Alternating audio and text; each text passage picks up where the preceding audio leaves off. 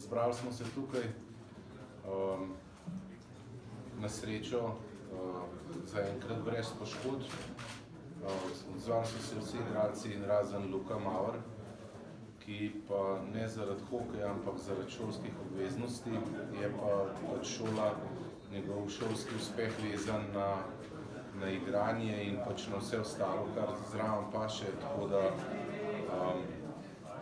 ni upal riskirati. No. Pa tudi, če sem čisto iskren, tudi jaz sem bil potem za to, da ostane tam, pa da ne uredi šolo, koliko se zagre, da bo, mi pa pač se moramo pa potruditi, da bomo pa tudi brez njega uspešni. Nasprotniki so drugačni, kot so bili novembra v Latviji. Tam smo bili, bom rekel, mi bolj izzivalci, tukaj bojo pa drugi izzivali nas bolj, vsaj po rankingu in pa seveda tudi moja želja, da bo to tako. Ja, sigurno je to in poseben izziv zdaj tukaj, pač znašli smo se v tej situaciji, ampak če želimo pač se uvrstiti vsaj na kvalifikacije, če ne že na olimpijado, ampak to je prva stopnica zdaj tukaj, ki jo moramo prestopiti.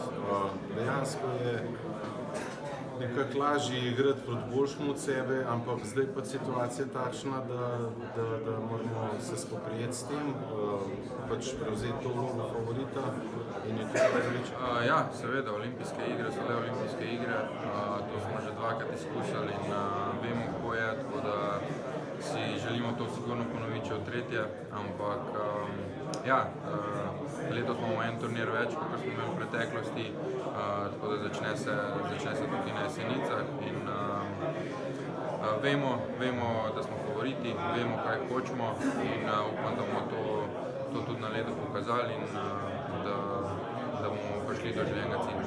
Ja, nimamo kaj skrivati, smo favoriti.